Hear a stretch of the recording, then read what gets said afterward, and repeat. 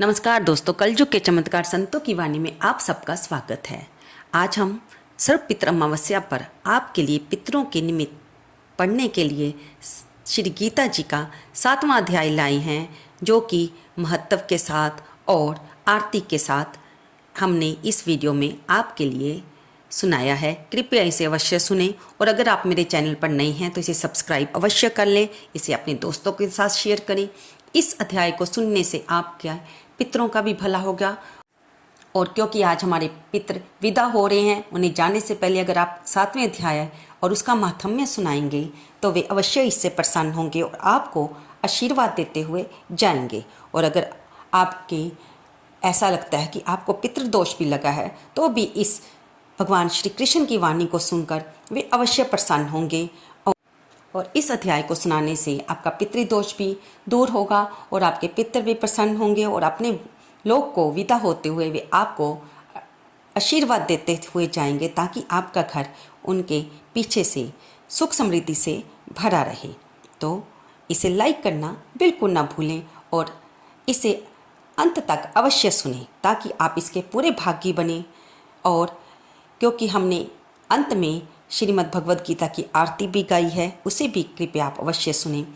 आप अपने घर के मंदिर में जोत जगाकर ये पाठ कर सकते हैं और मन में ये धार कर कि आप ये पाठ अपने पितरों के निमित्त कर रहे हैं, ऐसा संकल्प लें। और इस गीता के अध्याय के पाठ के बाद आप अपने पितरों से क्षमा याचना भी करें कि जो भी उनसे आपसे जाने में भूलें हुई हैं वे उसके लिए क्षमा करें और उन्हें माफ़ करें और अपना आशीर्वाद देते हुए अपने लोक को खुशी से प्रस्थान करें। श्रीमद् भगवद गीता 7वां अध्याय। जल भूमि धरती अनल पंचम व्योम महान, बल बुद्धि और अहमपन 8 प्रकृति जान।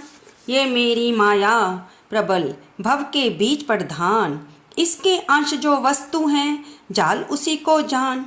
हे अर्जुन जिमि सूत में सत के मोती होत, तिमि मुझ में सारा जगत जानो ओत पड़ोत। मुझसे बाहर कुछ नहीं, मैं ही हूँ सबका ठोर, इस 7वें अध्याय में कहते माखन चोर। 7वां अध्याय प्रारभ्यते। प्रकृति भेद योग। श्री कृष्ण भगवान बोले, हे पार्थ, मुझ में मन लगा करके मेरे ही आश्रय होकर योगाभ्यास करते हुए मेरे स्वरूप का संशय रहित पूर्ण ज्ञान होगा, सो सुनो। वह पूर्ण ज्ञान मैं तुम्हें सुनाता हूँ, जिसके जानने से तुमको इस लोक में और कुछ जानना शेष ना रहेगा। सहस्रों मनुष्यों में से कोई एक सिद्धि प्राप्ति के लिए यत्न करता है और उन यत्न करने वाले सिद्धों में से भी कोई एक ही मुझे ठीक जान पड़ता है।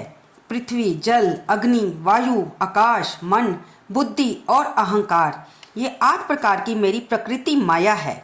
इस प्रकृति को जड़ कहते हैं। और हे महाबाहु, इससे दूसरी प्रकृति चेतना है, जिसने संपूर्ण जगत धारण किया है। इन्हीं दोनों प्रकृतियों से सब प्राणी मात्र उत्पन्न होते हैं, ऐसा जानो। ये प्रकृतियां मुझसे ही उत्पन्न हुई हैं। इस प्रकार जगत की उत्पत्ति और प्रलय का कारण मैं ही हूँ। हे धनंजय, धागों में जिस प्रकार मणि परोई जाती है, उसी भांति ये संसार मुझ में गुथा हुआ है। मुझसे परे और कुछ भी नहीं है। हे कुंती पुत्र, जल में रस मैं ही हूँ, चंद्रमा और सूरज में प्रभा मैं ही हूँ, सब वेदों में प्रणव मैं ही हूँ, आकाश में शब्द तथा पुरुषों में पौरुष मैं ही हूँ। हे अर्जुन, पृथ्वी में जो सुगंध है तथा अग्नि में तेज मैं ही हूँ, जब प्राणियों में जीव और तपस्वियों में तप मैं ही हूँ। हे पार्थ, संपूर्ण प्राणियों में संतान बीज रूप मुझको ही जानना। बुद्धिमानों में बुद्धि रूप और तेजस्वियों में तेज मैं ही हूँ। हे भरतर्षभ, काम और रोग रहित बलवान पुरुषों में बल और पुरुषों में धर्म के विरुद्ध जाने वालों में काम मैं ही हूँ। जितने सात्विक राजस तामस पदार्थ हैं वे सब मुझसे ही उत्पन्न हुए हैं, परंतु मैं उनमें नहीं रहता हूँ, ये मुझ में हैं। सत्व, रज, तम, ये तीनों गुणों के भावों से ये सारा संसार मोहित रहता है। इस कारण ये इससे परे मुझ अव्यय परमात्मा को नहीं जानता। मेरी ये गुणमयी और दिव्य माया अत्यंत दुस्तर है। जो मुझको अनन्य भाव से भजते हैं वे इस माया को पार कर जाते हैं। जो पापी मूढ़ नराधम माया ने जिनका ज्ञान हर लिया है और आसुरी भाव ग्रहण किए हुए हैं, वे मुझको नहीं पाते हैं। हे भारत श्रेष्ठ अर्जुन, 4 प्रकार के मनुष्य मुझको भजते हैं। दुखिया, जिज्ञासु, ऐश्वर्य की कामना करने वाला और ज्ञानी। 3 में सदा मुझ में एकाग्रचित और केवल मेरी भक्ति वाला ज्ञानी पुरुष ही श्रेष्ठ है, क्योंकि मैं ज्ञानी को अत्यंत प्रिय हूँ और वह मुझको प्रिय है। यद्यपि सभी भक्त बहुत अच्छे हैं, तथापि ज्ञानी तो मेरी आत्मा ही है, क्योंकि वह मुझ में ही मन लगाकर मुझको ही सर्वोत्तम गति मानकर मेरा ही आश्रय ग्रहण करता है। अनेक जन्म के अनंतर ज्ञानी मुझे पा लेता है। ऐसा महात्मा अत्यंत दुर्लभ है जो सब जगत को वासुदेवमय समझे। अपनी अपनी प्रकृति के नियम के अनुसार मनुष्य भिन्न भिन्न काम वासनाओं के अज्ञान में डूबकर उन फलों की चाहना से अन्य देवताओं के अधीन होकर उनकी उपासना करते हैं। हे अर्जुन, जो भगत श्रद्धा पूर्वक जिन जिन देवताओं का पूजन करना चाहते हैं, उन पुरुषों की उस श्रद्धा को मैं दृढ़ कर देता हूँ। वह इस श्रद्धा से युक्त होकर उस देवता की आराधना करते हैं, फिर उसको मेरे ही रचे हुए कर्म फल प्राप्त होते हैं। परंतु उन अल्प बुद्धि वालों का फल नाशवान है। देवताओं की आराधना करने वाले देवताओं को मिलते हैं और भगतजन मुझ में मिल जाते हैं। मेरे अव्यय यानी अविनाशी अति उत्तम स्वरूप को ना जानकर मंद बुद्धि लोग मुझ अव्यक्त और व्यक्त यानी कि देहधारी मानते हैं। जोग माया से आच्छादित होने के कारण मैं सबको नहीं दिखता हूँ। उसी से मूढ़ लोग अनादि तथा अविनाशी मुझको नहीं जानते। हे अर्जुन, मैं भूत भविष्य और वर्तमान के सब प्राणियों को जानता हूँ, पर मुझे कोई भी नहीं जानता। हे भारत, हे परंतप, इच्छा और द्वेष से उत्पन्न होने वाले सुख दुख आदि द्वंद्व के मोह से जगत के सभी प्राणी भ्रम में फंस जाते हैं। जिन पुण्यात्माओं के पाप नष्ट हो गए हैं, वे पुण्य कर्म करने वाले भगतजन द्वंद्व के मोह से छूटकर दृढ़ निश्चय करके मेरी भक्ति करते हैं। जो मेरा आश्रय लेकर जन्म मरण कर्म को दूर करने के अर्थ प्रयत्न करते हैं, वे पुरुष पर ब्रह्म आत्मज्ञान और संपूर्ण कर्म को जानते हैं। जो अधिभूत अधिदेव और अधियज्ञ इन सब में व्यापक मुझे जान पाते हैं, वे समाधिष्ठ मरण काल में मुझको जानते हैं। इति शूपनिषद ब्रह्म विद्या योग शास्त्रे श्री कृष्ण अर्जुन संवादे प्रकृति भेद योगो नाम 7वां अध्याय समाप्त है। अब 7वें अध्याय का महात्म्य। अब 7वें अध्याय का महात्म्य सुनिए।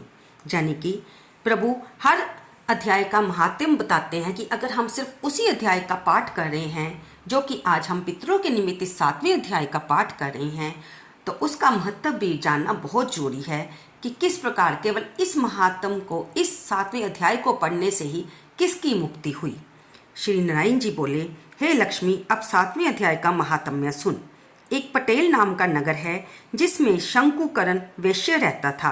वह व्यापार करने को नगर में कहीं बाहर को जाता था। रास्ते में शंकरण को सर्प ने डसा और वह मर गया। उसके साथी दाह क्रिया करके आगे को चले। जब वे लौटकर घर आए तो उसके पुत्र ने पूछा कि मेरा पिता शंकुकरण कहाँ है। उन व्यापारियों ने कहा कि तेरे पिता को सर्प ने डसा था, वह मर गया और जे तेरे पदार्थ तेरे पिता का है, तू ले ले।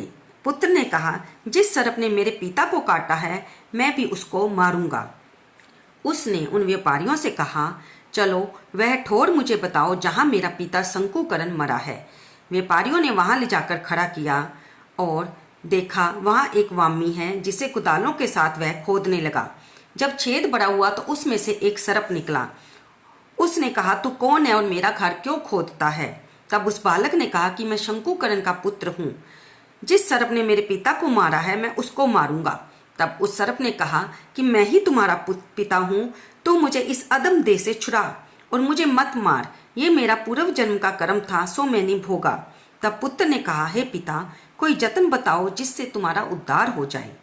तब सर्प ने कहा, हे पुत्र, किसी गीता पाठी ब्राह्मण को घर में भोजन कराओ और उसकी सेवा करो, उसके आशीर्वाद से मेरा कल्याण होगा। तब उस बालक ने अपने घर पर उस नगर में जितने गीता का पाठ करने वाले थे, उन सबको बुलाकर श्री गीता का 7वें अध्याय का पाठ कराया और उनको भोजन कराया। तब उन ब्राह्मणों ने आशीर्वाद दिया, जिससे वह सर्प अदम देह से छूटकर देव दही पाकर विमान पर चढ़कर आकाश मार्ग को गया और अपने पुत्र को धन्य धन्य कहता हुआ वे कुंठ धाम को जा प्राप्त हुआ। तो दोस्तों, देखा आपने किस प्रकार श्री गीता जी के हर अध्याय का अपना ही महत्व होता है।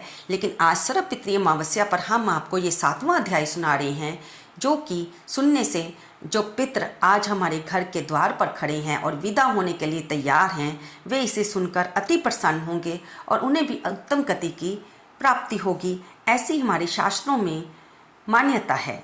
तो हमने भी आपको ये 7वां अध्याय सुनाया।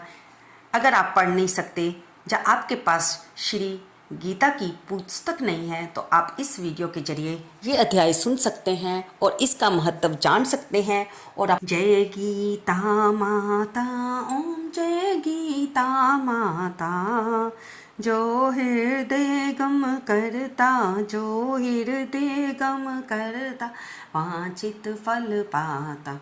ओम जय गीता माता, योगेश्वर मुखवाणी, तुम हो कल्याणी, माता तुम हो कल्याणी। अर्जुन शोक निवारण, अर्जुन शोक निवारण, तुम हो प्रख्याता। ओम जय गीता माता, सुख शु शांति विस्तारण, तुम हो दुख हरती, माता तुम हो दुख हरती। रजतम तिमर विनाशक, रजतम तिमर विनाशक, भक्ति दाता। ओम जय गीता माता, वेद त्रयी स्वरूपन, कलिमल अगहारी, माता कलिमल अगहारी। शुभ सन्मार्ग प्रदर्शक, शुभ सन्मार्ग प्रदर्शक, त्रिभुवन विख्याता। ओम जय गीता माता, आरती मात तुम्हारी, जो सप्रेम गाता, माता जो सप्रेम गाता। सो नर से नारायण, सो नर से नारायण, मोहन हो जाता। ओम जय गीता माता, जय गीता माता, माता जय गीता माता, जो हृदय गम करता, जो हृदय गम करता, वांछित फल पाता।